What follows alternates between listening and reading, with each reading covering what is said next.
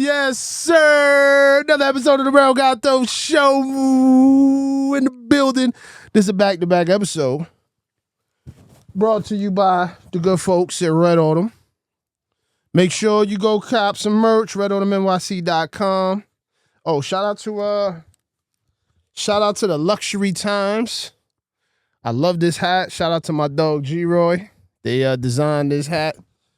And yeah, I'm back. Back to doing some episodes.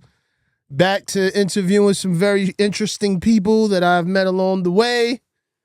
And I have somebody who's quite interesting today. Ladies and gentlemen, the one and only Lev Spielberg.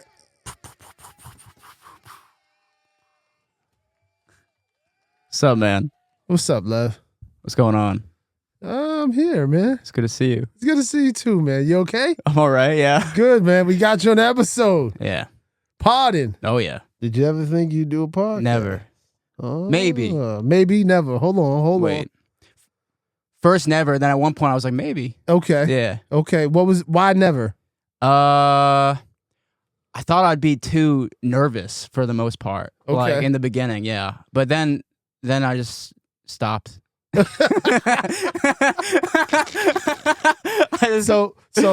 what made you say I am going to do a podcast? I was like really cooped up in the house, man. I wasn't talking to people for a while. Now I kind of just feel like talking to people. Okay. Maybe even everybody. Maybe even everybody on the internet. You know, all at once. So, did you hear that, everybody on the what's internet? up, guys? What's up, fellas? Yeah. Okay. So that was the never, and then so you said you were cooped up in the house. We're gonna get into that. Yeah. But Lev, who the hell are you, man? Dude, I'm trying to figure that out too, man. It's fucking crazy. Yeah. I mean, it's fucking crazy, man. Yeah. So I'm Lev. I met Rell on Craigslist, dude. I was buying acoustic panels. Yeah. To treat my studio, like in my basement studio. Musician. I am a musician. Yeah, I play a few instruments and I produce mostly these days. Okay, nice. And mostly just for me. I don't really work with other people anymore. Nice. Besides Rell, we have some keep yeah. I've been like for me, I've been, you guys who kind of follow my journey, I've been doing the music thing for quite some time. And, from my standpoint, I think where I'm at with it as an artist, as a creative person is definitely being mindful on who, I work with. Definitely being mindful in terms of the type of stuff that I'm making. But also being mindful of like people coming up. You know what I'm saying? Like people coming up as producers, people coming up as, engineers and things of that nature. So like when I first met you and, the panels was one thing, but I realized like you needed help setting them up. So now it became let me see how I can help you further. And then I found out how old you were, and then I was like, okay, so he's a younger guy. He's coming into the music stuff. He plays music, but now he's into the production, and now he's moving over into the engineer stuff. So, it's very interesting who you meet from Craigslist. Truly, and then now we're here, and somehow, some way, it went from doing the sessions and teaching you engineering to helping you with the production and helping you, I think, come out of your shell. Yeah. In a lot of ways. Oh yeah, for sure. I mean, you got me freestyling, you got me rapping and shit. Yeah. That wasn't happening before. Like I came up like studying like jazz and classical music and shit. Like I play saxophone, bro, and flute. Like this was like some completely other shit for me. But yeah, it's been cool, I feel like I found like a lot of different parts of myself from coming here, and like working it out, Yeah, and I the last thing I would think of is actually helping somebody who is from a whole different side of Brooklyn. True. Because you're like from what, Clinton Hills? You're in Clinton Hills? Not that rich, bro. Come on. Yeah, you're kind of up there though. A little bit, yeah. Yeah, you're up there. I was driving and I was like, I didn't even know this part of Brooklyn exists. Oh yeah. And then you come all the way out here to the mean streets of East New York. You got crackheads scurrying around. Yeah, dude. So it's interesting, man. It's interesting. Yeah, dude. I took the $5 Uber so I wouldn't have to walk from the train. What was that first walk like? I never did it, bro. I was like, fuck no. Not with my laptop, bro. Not with my life. Like, you know what I mean? I feel like, but you had a funny take. You were like, dude, I think you're so fucking like Jewish looking and like non-threatening that no one would even fuck with you. Like, Yeah. you know what I'm saying? Yeah. Like you were like other people, like a normal white guy or a normal black guy, maybe. But you, I think you'd actually be cool. Like, and I was like, that's so funny. Like, it's like you're flipping it. It's like you go, you know what I'm saying? Yeah. Because I literally walk around with a fucking suitcase. Like, I just got back. You know what I'm saying? Like, well, so far you made it. So you're good. I've been, dude. Yeah, fucking 10 for 10. You know, like it's been great. Yeah, it's been awesome. So, Lev, Not getting robbed. Yeah. Yeah. Who wants to get robbed? Especially nowadays, man. The economy's jacked. Everything is kind of messed up. So, you know, who wants to go through all of that? Yeah. You know, but what's the origin story, Lev? Tell the people where you're from. Dude, I'm from I'm from Windsor Terrace, which is like somewhere close to Prospect Park in Brooklyn. Yeah. Yeah, I've been there for a minute. Born and raised. I'm a Jew. We covered that. Yeah, we're gonna get into that. But you know, recently I've stopped telling people. You know, it's too late now. It's already out there. But you know, I think it's better to play it safe these days. You know what I mean? I mean, your last name is Spielberg. Yeah, it's kind of a dead giveaway. Yeah. Well, everyone knows. Even they see me a mile away, and they're like, they're like, that's one of them. That's one of them. Yeah. So, okay, and Lev, how old are you now? I'm 28. 28 years old. No kids. I know that. Thank God, no. Yeah. I mean, yeah, that's a lot of work. I don't even wrap it up. I've just been very lucky. Nah, man. I mean, I think you should wrap it up. Me too. Yeah. You might, no, I agree. Yeah. You know, if you're gonna be out there, and let me tell you too. Like, I can't judge too harshly, because I at some point was, you know, putting myself out there, but now, you know, I'm a little old. I'm 38. Mm-hmm. I went through some things where I actually really second guess where I was putting my penis, bro. Yeah. Like what females I was dealing with. And like the reason why I had to second guess it is because, and I talked about this on a previous episode, two things that happened. One, I ran into somebody that I actually was intimate with, but I could not remember her name. And that was the craziest thing to me. That's depressing as fuck, dude. I mean, think about it. Like the most intimate thing you can do with a person, and you don't even remember their name. No, that's yeah. And then one time, I give you the story. It was somebody that I was dealing with, and this is when I was kind of like coming to God, but I was still relatively new with the relationship with God, and I still had a lot of my old ways, right? And we was getting ready to, you know, I was kind of trying to make my moves and stuff, and I remember looking into her eyes, and it was completely black. And then I called her name and I said, yo, I can't see your eyes. She opened her eyes again and it was completely black. And what I come to find out later, there's a clinical definition for that where your pupils dilate so wide, but they call it the narcissistic stare. Basically, your pupils dilate so wide that it gives the appearance that the white of your eyes are no longer there. So like they say, who's like one of the serial killers? Manson, Charles Manson, I think. Yeah. I think he had it. And then definitely. Right. So when I seen that, I seen from a spiritual perspective what I was dealing with. And I was just like, wait, where were you guys again? You weren't in bed. No, we were about to do, bro. Yeah. Like I was pushing, you know, when I'm pushing, you know how you do the foreplay stuff. Yeah. So doing that, and then I looked, and it just freaked me out, bro. And then after that, I was just like, you know, from my standpoint, from a person of faith, I realized that there's something in the scripture that says we do not wrestle with flesh and blood. We wrestle with spirits and principalities and high places, right? And then I realized like a lot of people, they operate from different types of spirit. Mm-hmm. And that right there threw me off. And so now I'm very mindful. I mean, now, you know, I'm gonna. So you felt like you were like looking at her and she wasn't really there, and that was kind of fucking you up, really. Yeah, not just that, like her soul wasn't present. Yeah, like there was something a little bit more darker. There's nothing for you to put your penis in besides just like a meat husk. Just like there's just nothing in there. Well, put it to you this way, like in hindsight, what I thought about was how many women did I actually lay down with that had that, and then I thought, what if it was me? Like maybe I was the one with the dark eyes. Maybe, and then I realized like, no, doing that with women is very, very, very it's very sacred. And nowadays, you know, and I know the world, so I've been part of the world. Nowadays, it's not as sacred. You know what I'm saying? But when you really break it down for what it is, you're taking a person and you're interchanging yourself with another person and all of the things that they go You through. feel like it's gone less sacred Of course.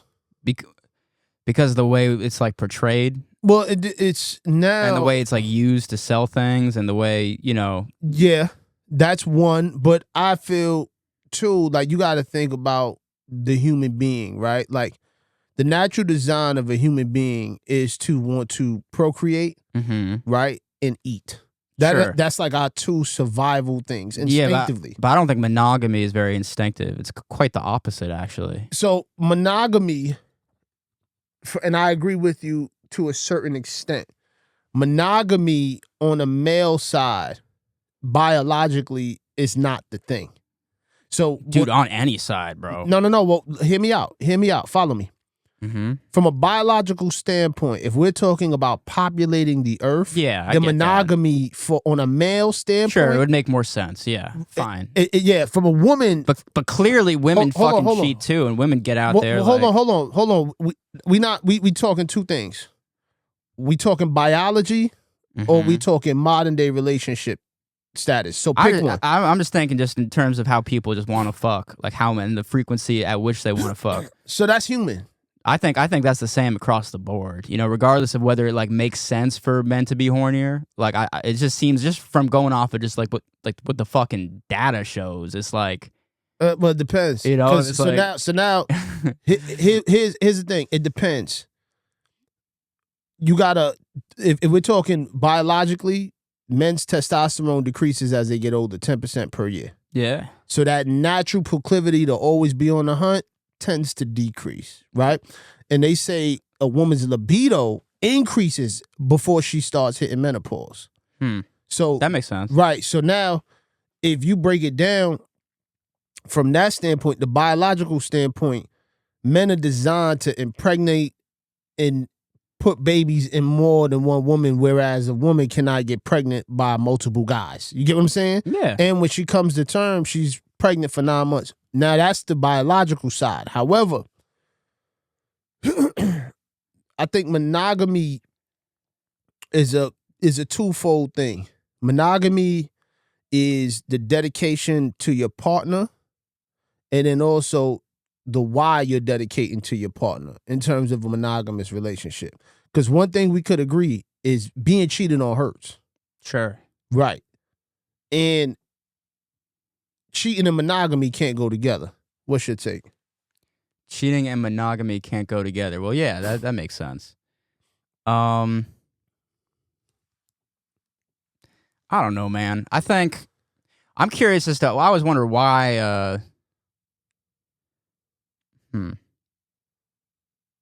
It's interesting why we force ourselves to be monogamous. You know what I mean? I think about that a lot because like, I fucking.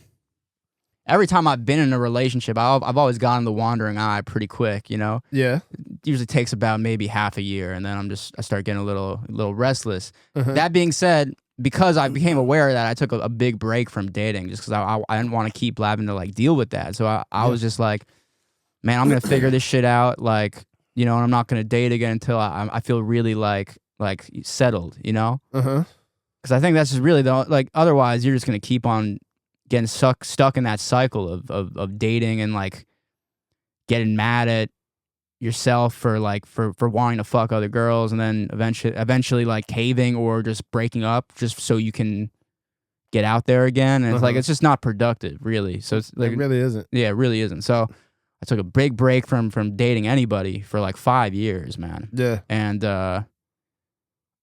yeah, I mean, you know, I think yeah,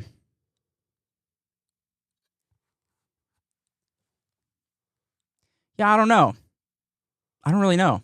Well, when you say dating, does dating always include sex for you? I've never dated anybody that I wasn't having sex with. Right. But now, would you say that when you're dating a person and sex is involved, it clouds your judgment of that person?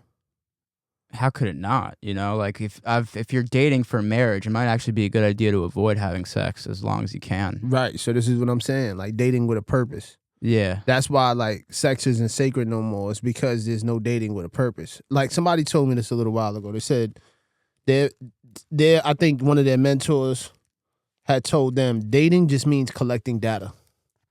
So That's a really fucked up way of looking at it. well, Messed think about up it. way. Well, think about it. If no, I don't think so.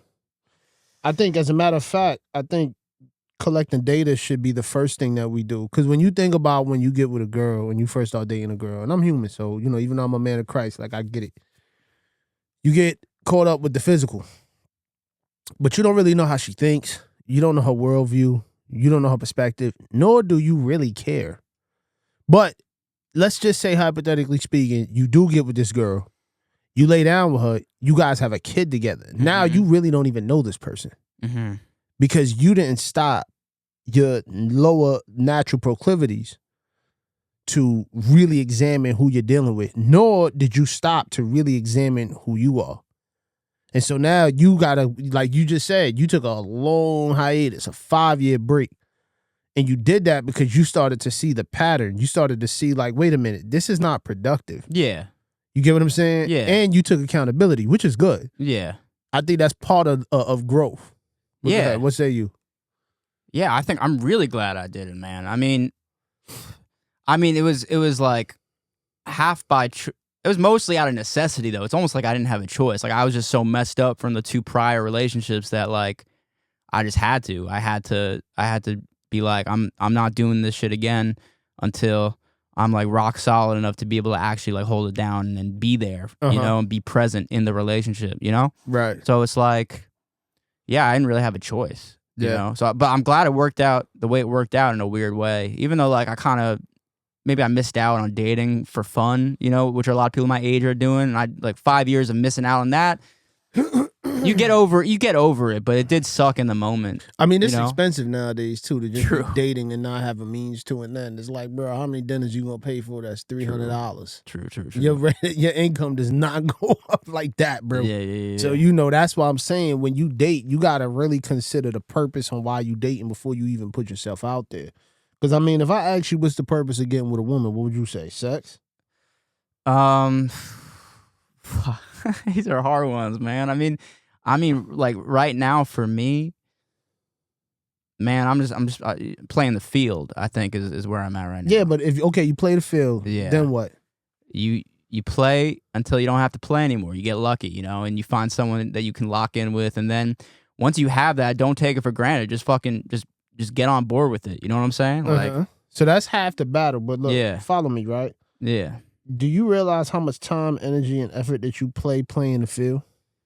Playing the field just means like I'm saying, but you're saying like you're suggesting like forego casual sex entirely, which I've done for a while. Yeah. But no, I get it. You're human. You know what I'm saying? I'll be a hypocrite to say that I don't have sex. I will say, like I don't think things are necessarily going downhill, but I will say that you're right about there being like a pattern of people straying farther and farther from monogamy. I mean, you just gotta go online, bro. It's like a meme now. How much people are allergic to it. Yeah, it's crazy. Then what? So you join a polycule. Hell no, I don't know what the hell. You don't know what that is? No. You want me to catch you up? Yeah, put me on. What okay.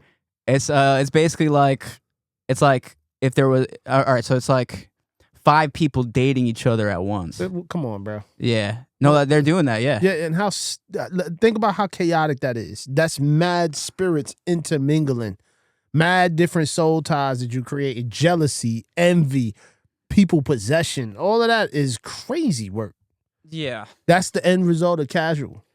I mean, listen, I haven't talked to a lot of people that are actually putting it to practice. Yeah. I can't imagine that it's going very well. They're probably all like ridden with fucking. Yo, think about it. Don't say it. diseases. Yeah. Don't Venereal diseases. Don't go specific because we on YouTube. Oh, really? But, They don't like the big Nah, no, don't do the no. Don't name them. The one that got Freddie, that one. Don't name them. The one that got almost got Magic Johnson, but he's dancing on the edge of it. His money made him non-detectable. Man. So yeah, but like think about it. That's the problem with casual. See what happens when you misuse God's gifts? Yeah. It's crazy, ain't it? Now it make you look at monogamy in a different light. Man, part of me is like, it does seem fun though. You know what I mean? Like they're just ripping out there. They don't care. Yeah, dude. until you rip, and then guess what? Everyone's probably unhappy, but they're all out there just doing it. You know, just banging it out. Yeah, but you know what though? You know, that's that after a while, you lose your soul. Probably. It probably loses its meaning. Yeah. It's like when you eat too much ice cream, you stop tasting it. Exactly. It's not even sacred no more. You can't even taste the gooey bits. Nope. You can't taste the fudge pieces. Yeah, well, that is a wild. You know what I'm talking about, dude. I know, bro. But look, you like Ben and Jerry's a little bit, right? Yeah. This guy's weird. It's going crazy. I've seen you do some crazy things with art. So yeah, bro. Potted done, pockets up. No. Okay. All right, so here we go. All right, let's get into something else. We'll park the monogamy stuff. Yeah. Let's get into the music thing. Mm-hmm. How the hell you get into music? Come to the mic, my boy. I don't know, man. I saw people on stage when I was like younger, when I was just like a kid at summer camp. That was my first memory of it. It was just being like, that looks cool. What was the first instrument? The first one that I picked up? Yeah. I was playing piano when I was really young, like 5. Did your parents support it? Yeah, they did. Nice. Yeah, because my mom's a dancer and like a dance teacher. Yeah. So and so she was happy that I was just doing something, you know. And man, I wasn't very good. Like it took me a while to really find like a rhythm with playing instruments. Like, like I got it was a weird trajectory, man, because like I tried classical lessons and stuff, and it didn't work for me because I would basically I couldn't read music because I just didn't have the attention span. So I would just like copy whatever I heard the teacher doing. Like I would just like do it all by ear. Yeah. And like but it like didn't get me in like a flow having to like look at the music right in front of my face. And she's like, read these notes on paper, and I'm like, I'm like a really scattered kid, you know? Yeah. Then I picked up saxophone, and then I got into jazz music because I was like in school playing it in like middle schools and stuff, and then high school. What were you like in high school? What was I like? Yeah. Man, the first like 2 years, I was like really like quiet and like reserved and like kind of nervous. Yeah. Then like junior year, I started like coming out of my shell a little bit. I kind of got like it kind of went from 0 to 100 really fast. Like I was just doing crazy shit all the time. Like give me one example. Fuck, dude.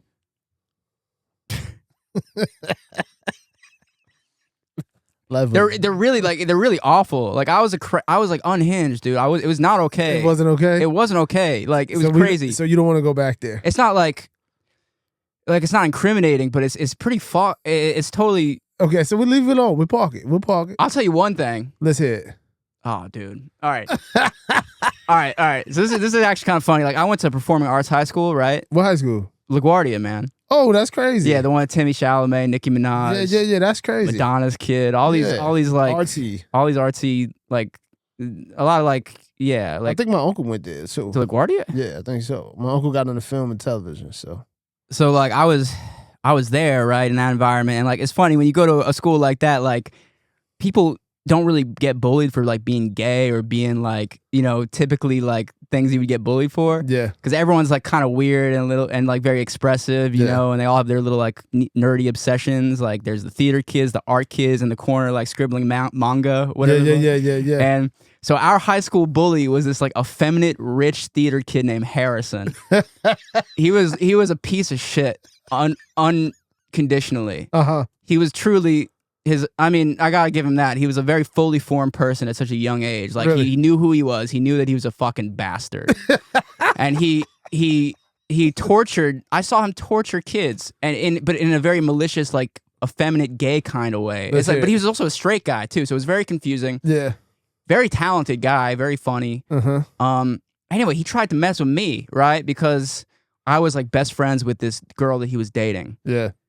Like, and so they were like a thing for a little bit, and he didn't like me because I was just like always with her, because like we were like literally like just best friends, dude. Yeah. It was actually like the only like intense like platonic relationship I've had with a woman before was this girl. Okay. And we were so locked in, and like he would try to mess with me though because of that. And I remember I just like he was bigger than me, but I knew he wasn't gonna mess me up because he was a puss. Like you know, he was soft. He was soft as hell, and he was a spoon-fed rich kid, you know, who just had weird like neurotic energy that he was taking out on other people. So like, yeah, I remember at a party one time he tried to mess with me, and like something just like switched in me, and I just went over to him and I fucking licked his face from chin to forehead, like all the way up. I licked his entire head, so I knew he wasn't gonna do anything, and I knew it was gonna put him in like a fight or flight state. I knew it was gonna mess his face. I knew it was gonna mess him up if I did something like that. I knew he wouldn't be able to deal with it, so I did it. Yo. And like super uncool, man. Like, I feel bad about it a little bit. Like he deserved it, but I would take it back. Yo, this episode is coming out, Ace. Yeah, lock it up, man. Yo, hold on. I got so many questions. It was like aggressive. Like I wasn't attracted to him. Like it was an act of like dominance, bro. Yo, like, you about to go viral. I dominated that bitch. Like, yo, hold on. Time out. Yo, time out. There was nothing gay about it. Yo, Like,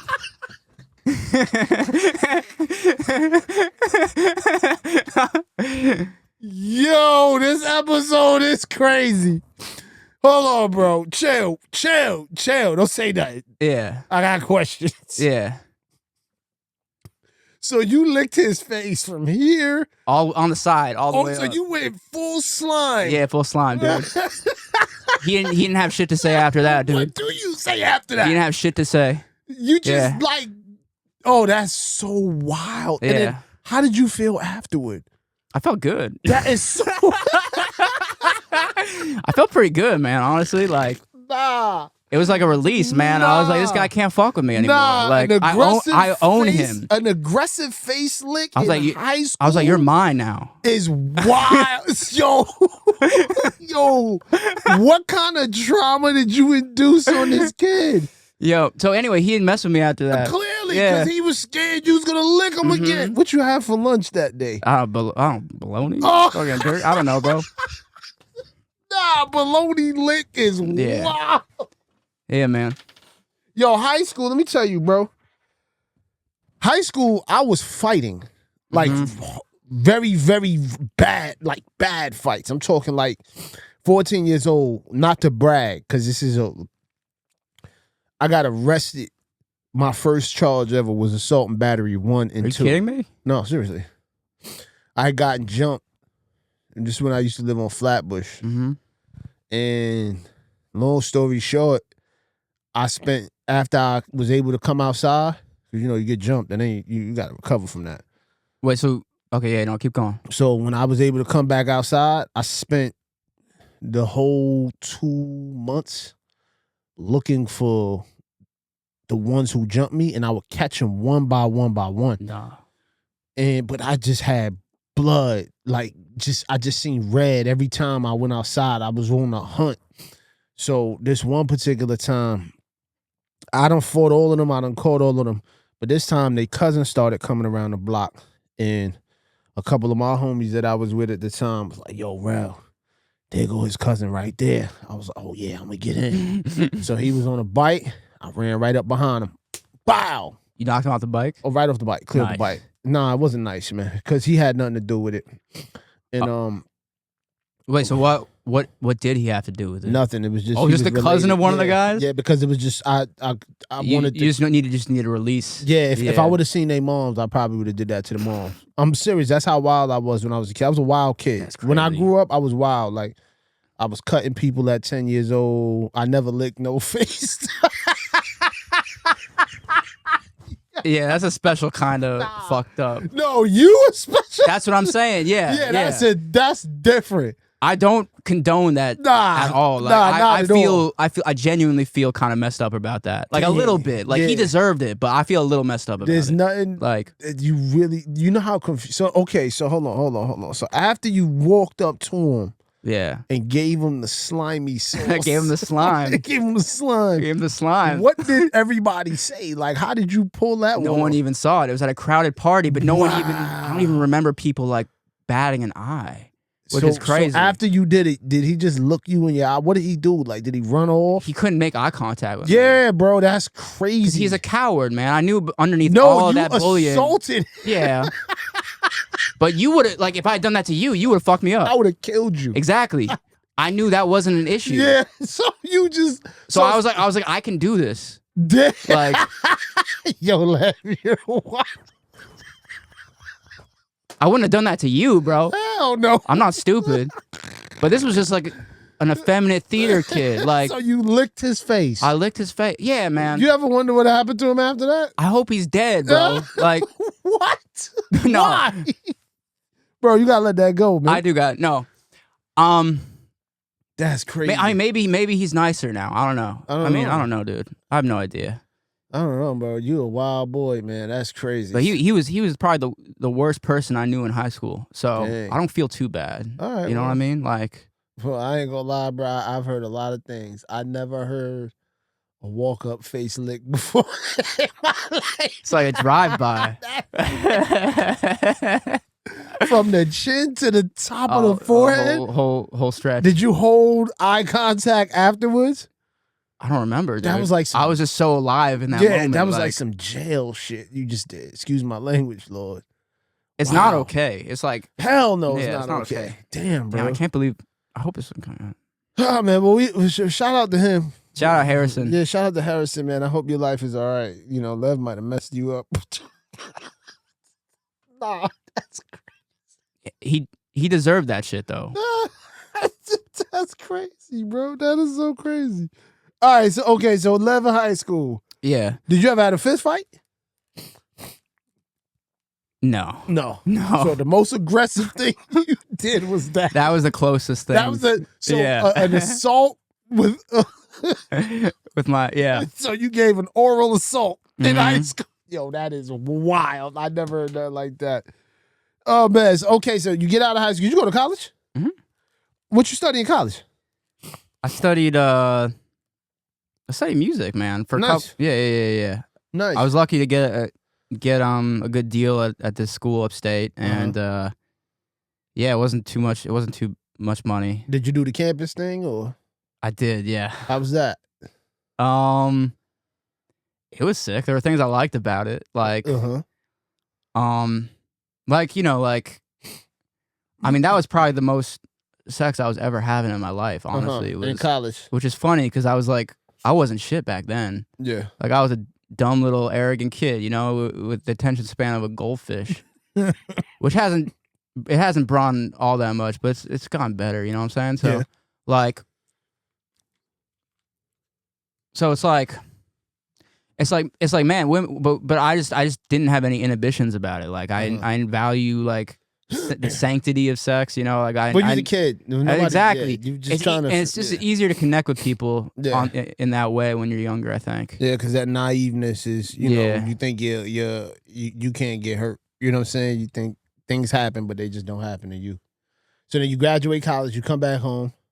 Yeah, and then I transferred to another school in Philly. You was in Philly? Yeah, I was in Philly for 2 years. How you like Philly? Mid? Yeah, the people are sick. The people are all crazy. Really? Like sick in a good way or yeah, I like them. Yeah, they're good people in Philly. Shout out Philly. Shout out to Philly, man. Food's pretty bad. I know we playing Philly right now, so I'll shout them out later. You know, go Knicks. Go You know what I'm Knicks. saying? Philly, you know, we shout you out, but I hope y'all continue to lose. Like, continue though. Besides that, like the city doesn't got a lot going on. Uh-huh. You know what I mean? Like it's pretty rough around the like it's not the prettiest thing to look at, is what I'll say. I don't want to throw too much shade because I do like Philly. Yeah. Just because of the people, but yeah, the food sucks. Pretty ugly. Yeah. Women are interesting. They're like real creatures out there. You know, they're like real.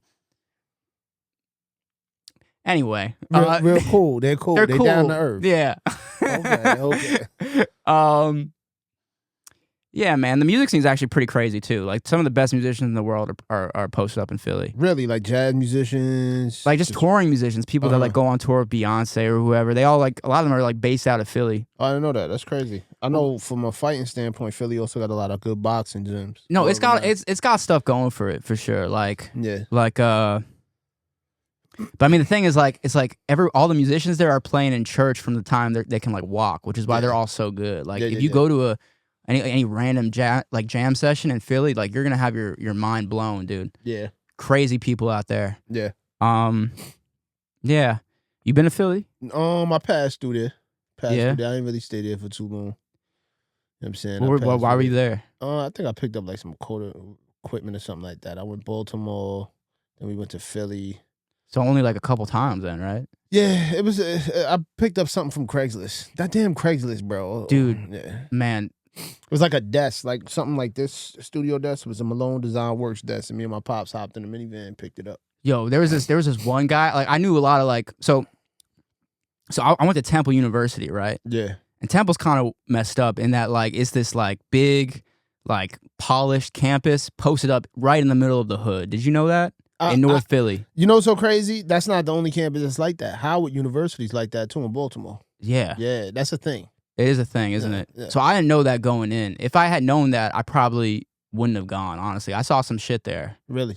Yeah. And it kind of just felt weird, man. Like being, you know what I'm saying? Like I'm not one for white guilt. Like I don't really care too much, to be honest. Like I pretty much like, you know what I'm saying? Well, we could tell by the face lick, bro. You unhinged for sure. But like seeing that, like that dichotomy did make me feel a little guilty. I'm like, yo, this is just like cracker central. You know what I'm saying? This is like, you know what I'm saying? This is Mayo Town, and we're Mayo Town is crazy, and people are like dying of crack a few blocks away, like whatever, crack overdose or whatever. Yeah. You just see people like, but that's like that on 28th Street. You go 28th Street, Manhattan, you see stuff like that. I guess it is the same thing. It's the same thing.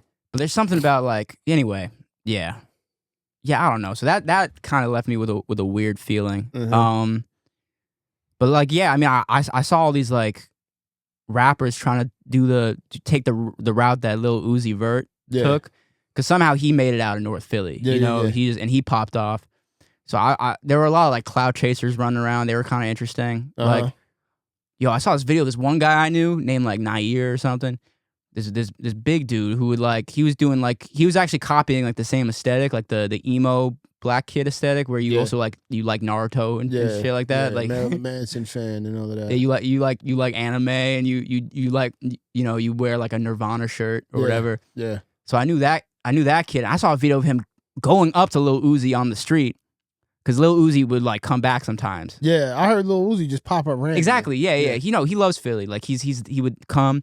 So I saw a video of him, like this Nair, the kid I'm talking about.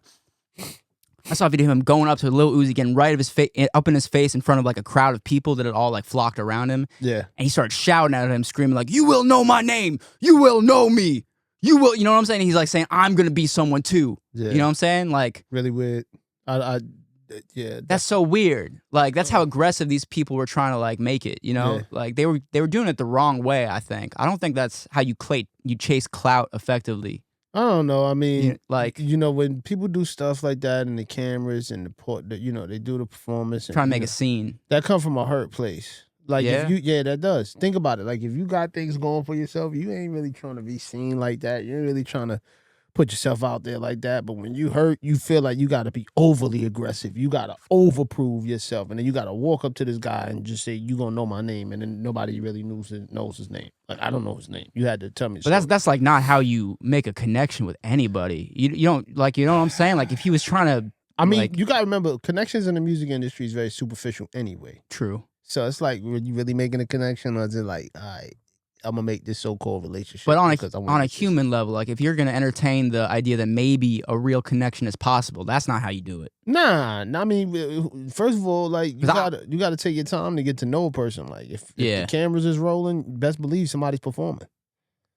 So that's what it sounded like. But I mean, the key thing is like, would you want to get to know Lil Uzi Vert if he wasn't Lil Uzi Vert? And the answer probably would be no. He probably would have never walked up to him. What do you mean? Like if he wasn't who he is, if he wasn't dressed cool as shit, if he wasn't like, if he wasn't who he is, then that other guy would have never felt the need to run up to him. I'm trying to think like, well, all right, yeah, I can only really speak from my own perspective, but like, if I saw him, I would still think he like dressed cool as shit, even if I know who he was, Yeah, but like when you going back to the story, the guy ran up to him and said, "You're gonna know my name," meaning like I'm gonna make it. Like I'm gonna make it, because that's who he viewed as make it, Lil Uzi Vert. But if Lil Uzi Vert didn't make it, then he would have never ran up to Lil Uzi Vert. Yeah, that's true. So it's superficial, bro. At the end of the day. I mean, maybe it was like, I mean, it felt real. Like it felt like a real expression of something. Like, so he wasn't bullshitting. I'll give him that. Like that was kind of respectable. Yeah, I mean, maybe he thought, if he could shout it, that it could be made manifest. But then I went and listened to the guy's music, and it was trash. So it kind of deflated it for me. I mean, hey, if it's trash, it's trash. Like everybody falls short sometimes. So you leave Temple, you come back to New York. Yeah. And then what happens after that, Lev? I mean, my life like fell apart pretty much. What happened? You don't gotta talk about it if you don't want to. I mean, dude, like I just got real sick, real bad, and then I started getting better, and now I'm getting better. Yeah. So it was like a 5-year time skip, like 5 years of just being messed up. And you were in the crib. I was just in the crib for 5 years. Yeah. Were you working on music? Or just towards the tail end of it, yeah, like I started to actually like figure out like my sound and stuff, and I'm still developing it. Like it's gonna be a lifelong process. Yeah. What was like once you got sick? If you don't gotta go there if you don't want to, but I think it's curious. I'm just curious because we didn't get into it, but I want to get into it just a little bit more. When you found out you got sick and you stuck in the house, was this around pandemic time? No, this was after the pandemic. So dang. So now it's crazy. Like post-pandemic, after everything is crazy, lockdowns, this, that, and the third, you're stuck in the house once things start opening up again. Yeah, man. What did that do for your mental? Honestly, yeah, bro. Coming out of it, like in the moment, I was like fighting it. Yeah. Full of non-acceptance, just like furious at the world. How could this happen to me? Yeah. I'm entitled to better. Like, why is this happening to me? Right. It's not fair. Right? Yeah. Well, learning to accept all of it has made me 3 times the man I was before. Learning to accept all of that nonsense that felt unfair and felt cruel and felt unjust, and learning how to, it was humbling, and I needed it, for God's sake. So, and the fact that I've been able to overcome it and get back out of the house and like pick up my life again, it's completely changed the way I see everything, the way I go about my day-to-day life. So I'm honestly, part of me is glad that it happened. You know? It was liberating. Like, you lose everything or what you perceive, because you can always lose more. There's levels to this shit. Yeah. I still have a lot that I take for granted. I'm working on figuring out how to actually like appreciate it. It's really hard. It's the hardest thing. Yeah. Is to take, because how can you not take things for granted? We have reptile brains. We're like, okay, food, sex, food. You know what I'm saying? Yeah. Our brain is wired to secure the next thing that's gonna. Right. You know what I'm saying? Yeah. We're wired. The human being is based on consumption. Exactly. There you go. That's a much better way of putting it. Yeah. So I'm with you on that. I think. So you kind of have to rewire your own brain. It's tricky. Well, what happens is you definitely rewire your own brain, but there's a little bit of higher intelligence that has to come in for you to actually absorb or recognize the fact that there's something off about you. So like I don't want to get into theology, but you know what? I'll get into it just a slight bit. Some people call it the conscious. Some people call it your higher self. Mm-hmm. I'm a man of God. My faith is in Jesus Christ. So I look at it as a gift called the Holy Spirit, or in the scripture they'll call it the Comforter. And so this Comforter is designed to teach you and really help you get out of that mind cycle, because we all as human beings suffer from limerence. Have you ever heard of limerence before? So limerence is a huge obsession with thought, and you constantly are in this monkey brain.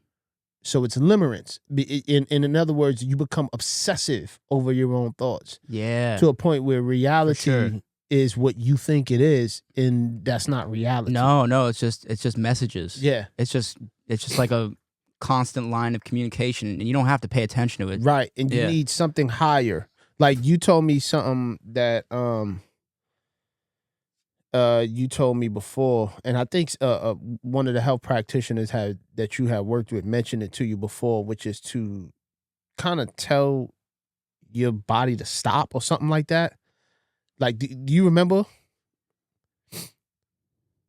I'm trying to jog your memory just a little bit, but it was one of those things where when you said it, it was very profound. It was almost like you would go into this space of constantly thinking, and your body would actually react a certain type of way. Yeah. Go into that. So it's like if you're panicking, right, right. Like if you start panicking about something, your body like responds accordingly. OCD. OCD. Oh, that's what you're talking about. Yeah. Yes. Well, yeah. I mean, I was talking to you about OCD. I have OCD. I've had it for a while. Right. And it's basically how like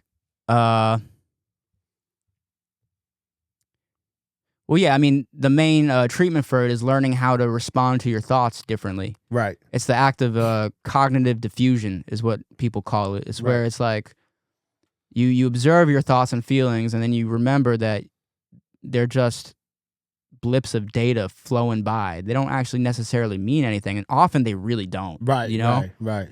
Even feelings that feel so real to you in the moment, they pass. Yeah. And then you stop feeling them, and then you feel different the next day. So you don't really need to give them too much credit. Right. So really, the main practice is just not fighting those thoughts and feelings, just observing them, sitting with them. You can even do something called exposure therapy, where you do things to trigger certain negative emotions like fear. Right. And usually it's done with fear. If you struggle with fear, you train yourself just to observe the fear and not fight fear by doing things that trigger whatever you're afraid of. You know what's so crazy? We do that in MMA. Yeah. There's a drill that, so there's multiple ways, but there's a drill where you just basically put your hands in your guard, and your teammate will just punch towards your face. And sometimes it'll hit, but the goal is so that you don't flinch. Okay with getting punches to your face. Thai guys, they'll get a big bowl of water and they'll just splash the water. Yeah. Or you could take water and constantly spray yourself with water in the face. So this way you're okay with that. So by the time you spar or you fight, the fear of getting punched in the face is like not even there. And then if you do get punched in the face, which I've had plenty of times, you then are okay, and it's not a panic thing. You know what I'm saying? Like you're still in the fight mode or defend mode, and not in the flight mode where you're retreating. Now, if you get hit hard enough, then it's like, oh, now it's a physical thing. Your body you get hit so hard, boom, it's like, oh, that kind of thing. But yeah, putting yourself in those situations where you have to overcome fears is important. And now I want to segue into you coming back outside and you getting around people again. I mean, that's been intense, man. It's like learning. I have to re-socialize myself, because I spent because even during those 3 years where I was stuck in the house, right? Like I would still go out sometimes. Like I was going to work, you know, I was working part-time. And but the interactions I made it's crazy. Like I've even kept up a kind of a social life. Like I joined a band just because I needed something to do. Yeah. but all the connections I made during that time feel kind of empty because I wasn't on planet Earth. Like I was in so much pain constantly. Like it was a chronic pain issue. So I was like checked out. Like Yeah. your body just goes numb and it gets used to being in pain all the time. Yeah. I'm still in pain right now a little bit. It's gotten like 80% better. Thank God. Thank God. But that's why I'm still like kind of out of it, you know? Yeah. So, So overcoming fears, yeah. walking up to people, socializing again. Yeah, man, it's been crazy. So like, yeah, it's just like relearning how to connect, really. Like, 3 years of being disconnected, it kind of does things to like the way your brain is wired. You kind of forget who you are. Yeah. You kind of feel like a bit hollowed out, like there's nothing left. Yeah. And it's just been a gradual process of like picking up the pieces, man, and trying to like remember who I am, the parts of me that I liked. Well, what are some of the good things about coming back outside now that you observed? I don't really get like any kind of social anxiety. Like I used to, man, I would be like something about like talking to women sometimes used to, when I was younger, I would get nervous, but now that doesn't really affect me as much. Like, like people I perceive as having like a higher social status, that doesn't really make me nervous either. Nice. Like I just don't, like I feel like I've grown like some thicker skin for sure. That's the main plus. Like I guess also like I have a new like a different kind of outlook on like. Well, I guess things are just more still, like all my I was always able to make friends. Yeah. Luckily enough, just because Except for Harrison. Except for that guy, yeah. Except for that guy. We can still be friends, man. Listen, if you're watching this, brother, like don't be a stranger. Yeah. Well, technically he's not. It won't happen again, I promise. Assuming you're not a fucking dick anymore. Shout out to Harrison. Yo, it'd be so crazy if Harrison was like doing work with like disabled people and helping people. And, no way, dude. Feeding the homeless and praying for people. Wouldn't that be crazy? Like that one lick just changed his whole outlook on life, and like he just realized that I'm a hero, dude. Yo, that would be crazy. That at any moment he could be a lick. You're always one lick away from turning your life around. Just one lick away. Oh, so okay. Before we wrap up, Lev, what's the goal now, man? I mean, you're doing this music, booking sessions here. I hope I'm teaching you some stuff. Dude, yeah, I've learned a lot. That's good, man. It's important. I appreciate all that. I feel like Yoda as I get older now with this engineering stuff. Yeah. So what's the goal? I mean, what's the goal, man? Is the music helping you come back to life? For sure. Yeah. Okay. Yeah, man. It's like years of not having access to my emotions, having them being buried too deep under all that numbness. Like it's like I'm able to actually have them surface sometimes when I'm recording. It's crazy. Nice. And it's like all I have to do is just let it be bad, like let them. I kind of just recognize that all that pent up energy, it's not going to be necessarily positive energy. It's going to be kind of rough around the edges, Yeah. But I just try to let it surface. Yeah. And do you feel like you've been productive with the music? Like I know you've been putting stuff out and kind of not really being too heady about it. Yeah. No, I'm definitely in a better flow right now for sure. Nice. But like, yeah. I remember when you first came by, you'd ask me a whole bunch of music industry questions, and I would get like the saddest look from you when I would tell you like, nah, bro, it's not what you think it is. Yeah. Now you kind of got a little bit more experience with it, and you're seeing some weird stuff going on with the music business. Is this something that you're chasing? Or not really, man. Yeah. I'm doing it for me right now. Nice. Or more so like without any expectation that I'll ever get paid for it. Really, because I want to get to the realness of it. That's what I'm chasing right now. Yeah. But like, I do think it's good stuff that I'm making. I still believe I believe in it. But you got better. I could say as a producer, you got better. I think you got better with making space for collaboration. For sure. You know what I'm saying? And I think that as a producer, because you have multiple hats. And now the fact that you're now writing lyrics and actually performing lyrics, he's getting on his own songs now, which I'm happy you're doing. Because I'm the type of person, I don't want you to have to wait for somebody. No, be an artist. Be who you are. Be full expression in musical notes and in words. And then you're actually writing songs and putting it together. And to watch you do that, I'm kind of happy that like I didn't see this. I didn't see me sitting next to some Yeah. I didn't see this, bro, off of Craigslist. I thought I was just gonna help you with the panels. That's it. But the last session was very interesting. And don't get me wrong, you pay me for the service, but the last session was interesting for me because what I'm seeing is a younger guy who is coming out of something very traumatic that is trying to, take his training wheels off. And each and every session that I've seen you do, your walking legs in life has gotten a little bit stronger. Mm-hmm. You still, from a musician standpoint, obviously that's the craft. But I think you got the right mentality in doing it for you. And I think one thing that you said, which was interesting, was that when you was in that position, you were kind of humbled. And now when you're making music, you're just making it for the gift of making music. You get what I'm saying? That's what I'm chasing. Yeah. And I think that's the key thing because I lost that. Yeah. I lost that. No, Chasing, yes, I did. It's not gone though.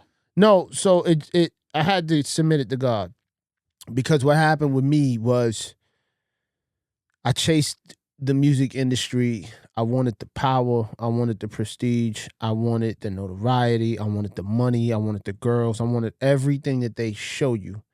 And once I seen that it was a lie, then it made me change my whole entire worldview because for 15 years I was chasing it since I started my company.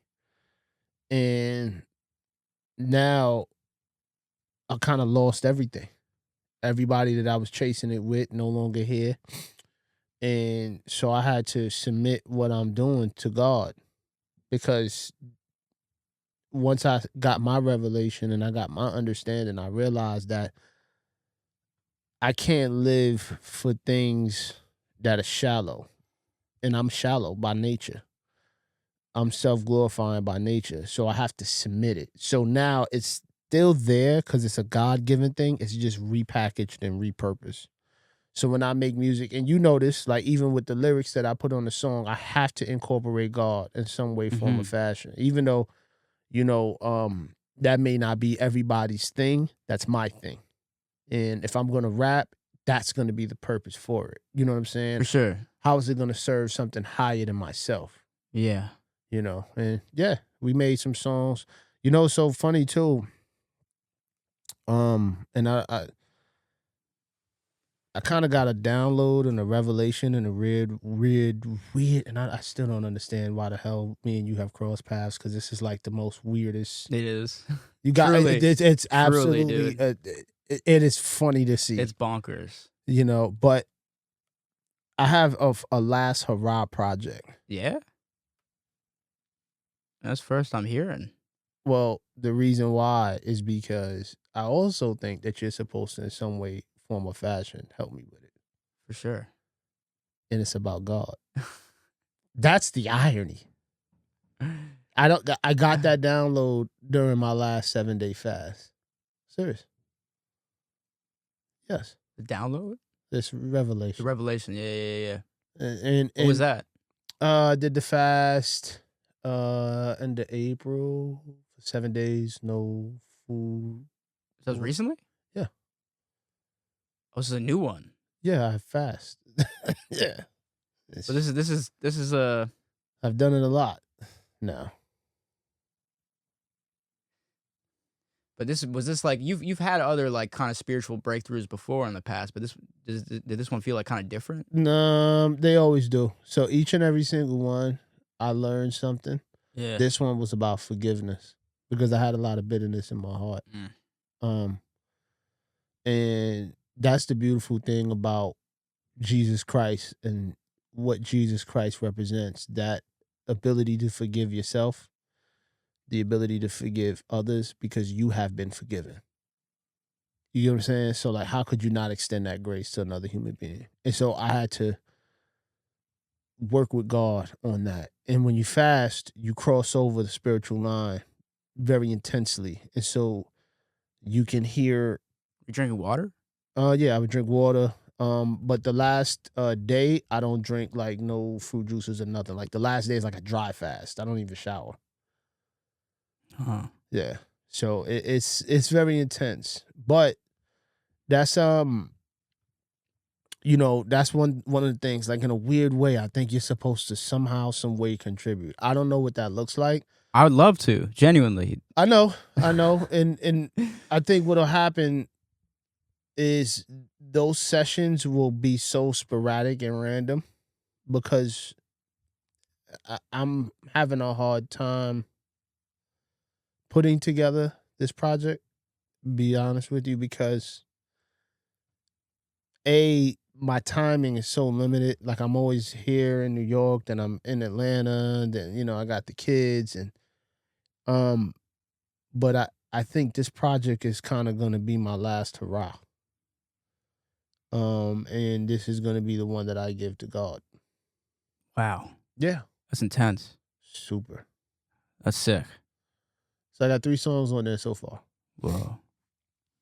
And have you shown me any of them? You heard one. You liked it. Okay. And that's quite interesting. You liked it. I think you're kind of trying to push me to make music now, rap. I think just the act of me bringing in songs that you like, has been doing that. Nah, like it's so like the cool thing that I like about working with you, sometimes it's like time consuming. That it is time consuming. Yeah. That's the killer. It's like trying to coordinate the time, but like I like to see you get restored from making the music, taking the concept, because you usually come in with like the concept, maybe like I know, yeah. Sometimes I bring it in, I'm like, dude, this is garbage. Like I don't even feel good about this. Yeah, but then it's like once we enhance it and it comes to life. Yeah, it's sick. And those moments I remember I used to have when I was younger really frequently.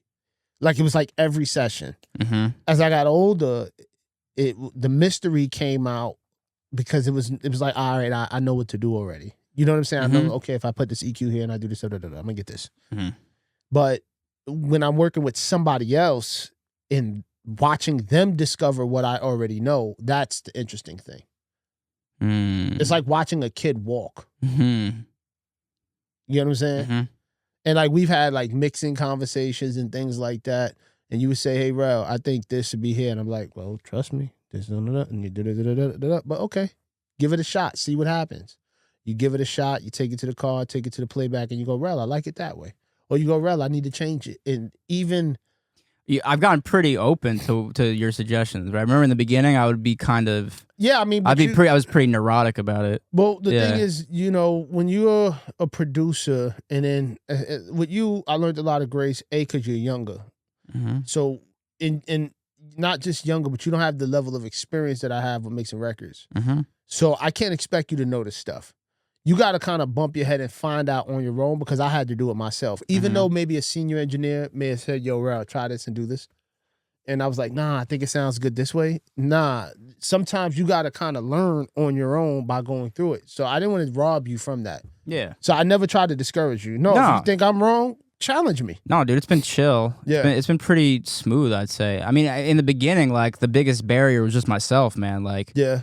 Like, I was very obsessive, to the point where it's like it just stopped being fun. So then I took a break for a while. Yeah. And I was like, why am I really doing this? Yeah. And then that was what sort of flipped it. And I feel like each project I do, I get looser and like more free. And that's a good feeling. Yeah, because once you realize that the end result is not what you think it is. Right, exactly. You are able to kind of let go of what this thing is that you have in your head. You realize that it doesn't really need to be anything. It can be anything. It can be. It can just be. Yeah. Lev, man, this is a good convo, man. It's pretty solid, right? First podcast. Good job, man. We're going to close out, man. Tell the people where they can find you at. You got social media and all that stuff? Yeah, man? Right now I'm going by Se7vn. That's going to be on Instagram. That's LEV_SEV7. Yeah. And then an N. Okay. Yeah, dude. And you put the new record out that we did, Spotify? I did. Nice. Yeah. Harley Quinn. Harley Quinn. Go check out Harley Quinn. Rell's on it. Yeah. He's got credits on Spotify. Hello.